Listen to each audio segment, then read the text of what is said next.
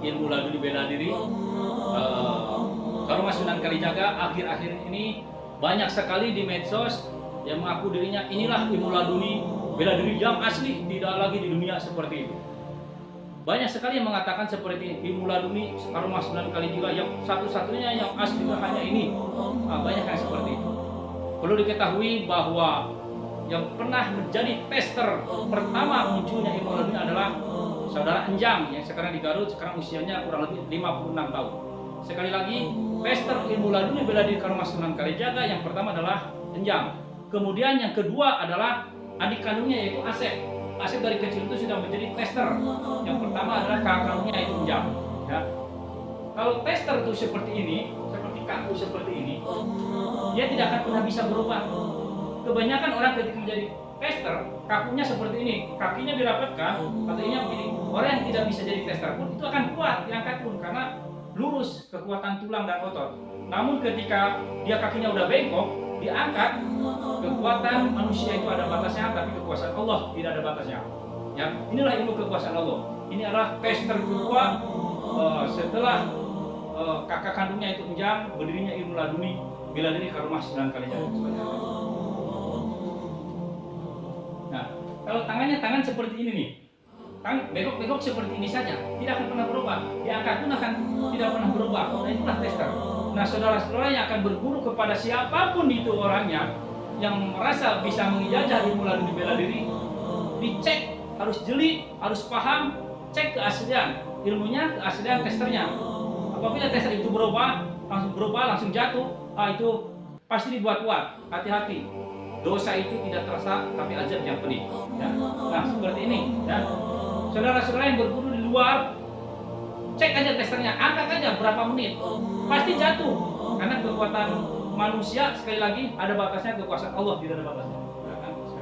Nah, seperti ini, yang sadar cuma tidak bisa bergerak sama sekali. Mereka yang merasa menjadi guru besar ini, guru besar itu semuanya insya Allah ya. Rata-rata lah murid seperti saya juga. Yang entah kenapa, ya Allah alam, silakan bertabayun kepada kami untuk cek atau bertabayun untuk menceritakan bagaimana ilmu laduni itu seperti ini. Ya. Ini Asep ini udah puluhan ribu yang dites. Orang kedua semenjak berdirinya ilmu laduni bela diri. Ya, tidak akan pernah berubah begini saja. Tangannya begini saja. Dia akan tidak akan pernah berubah. Ketika seseorang sudah dikakukan, cepat disembuhkan. Itu takut ketahuan testernya. Ketika kaku begini, dalam hatinya pasti cepat sembuhkan. Udah nggak tahan karena apa? Pakai tenaga. Tapi kekuasaan Allah ya 1 jam, 2 jam sampai besok pun begini saja. Nah itulah ilmu laduni bela diri. Nanti di luaran orang yang dolim itu akan seperti ini kakunya. Namun gayanya berbeda-beda, ada yang begini, bagaimana dia terjatuh atau tersungkur kakunya seperti itu. Tidak seperti ini semua, ada yang kaku, terus ada yang kakunya begini, macam-macam. Tapi selama menjadi orang-orang mengaku menjadi tester, orang yang paham harus jeli. Orang yang akan berguru harus jeli. Cek testernya, diangkat saja. Kalau kaku begini lurus, itu semua bisa orang. Ya. Ketika dia bengkok, dia akan ketakutan. Karena diangkat, pasti berubah. Pasti pegel, capek. Nah itulah saudara-saudara, setiap berguru harus lihat gurunya dulu. Selama guru itu mencerminkan akidah yang baik, maka ikuti. Tapi hati-hati, Dajjal saja ketika turun pengikutnya banyak, ya pengikutnya banyak. Jangankan orang-orang biasa, pemuka agama pun nanti banyak yang ikut Dajjal, ya jadi aneh-aneh Dajjal. Itulah satu pelajaran buat kita. Dajjal turun diizinkan oleh Allah, tapi tidak diridhoi Allah. Ya sekali lagi, Dajjal turun ke bumi ini atas izin Allah, tetapi tidak diridhoi oleh Allah. Ya. Nah, sekali lagi pentingnya belajar ilmu laduni bela diri. Ketika orang sudah kaku, kita harus jeli, harus paham. Karena saya juga sekitar tahun 2004 saya penjajah ilmu laduni bela diri. 2019 baru saya diangkat sama para ulama, para kiai, panggil menjadi guru besar. Bukan sekarang ketika baru juga beberapa bulan jadi tingkatan guru, merasa jadi guru besar dan sebagainya. Ya, harus jeli, carilah keberkahan ilmunya.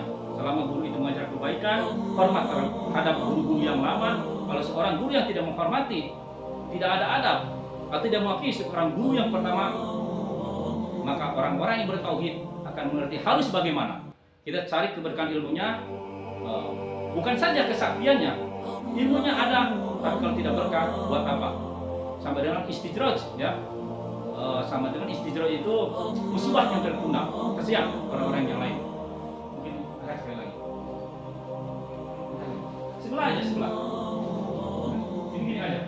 Ini silahkan di luaran orang yang sudah berguru kepada orang lain, cek testernya harus jeli, ya, harus jeli, pahami, jangan sampai dibodohi, jangan sampai dibohongi.